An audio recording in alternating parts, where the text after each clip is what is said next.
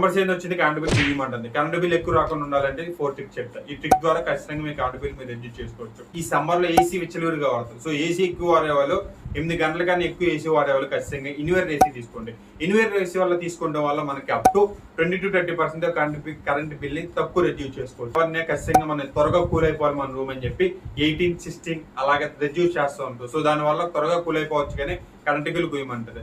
So as a current standard ప్రకారం మన ఏసీని minimum 24 తో పెట్టుకుని వాడుకుంటాం వల్ల స్లోగా కూల్ ఎక్కింది. బట్ కరెంట్ బిల్ అనేది అప్ టు 15-10% రెడ్యూస్ చేయొచ్చు. మన ఏదైతే మన ఏసీ ఉన్న రూమ్ లో ఖచ్చితంగా టీవీస్ కానీ ఫ్రిడ్జ్ కానీ ఎక్కువగా హీట్ జనరేట్ చేసే ఎలక్ట్రానిక్ డివైస్ ని ఉంచుకుంటూ చాలా సూపర్. సో ఇలాంటి ఎలక్ట్రానిక్ డివైస్ చూడకపోతే మన కూల్నెస్ అనేది రెడ్యూస్ అవ్వకుండా ఉంటుంది. సో దాని వల్ల అప్ టు 3% వరకు కరెంట్ బిల్ ని మనం స్టోర్ చేసుకోవచ్చు. సంవత్సరానికి ఒకసారైనా ఏసీ సర్వీస్ ఖచ్చితంగా చేయాలి అండ్ ఫిల్టర్స్ కూడా ఖచ్చితంగా రీప్లేస్ చేయాలి.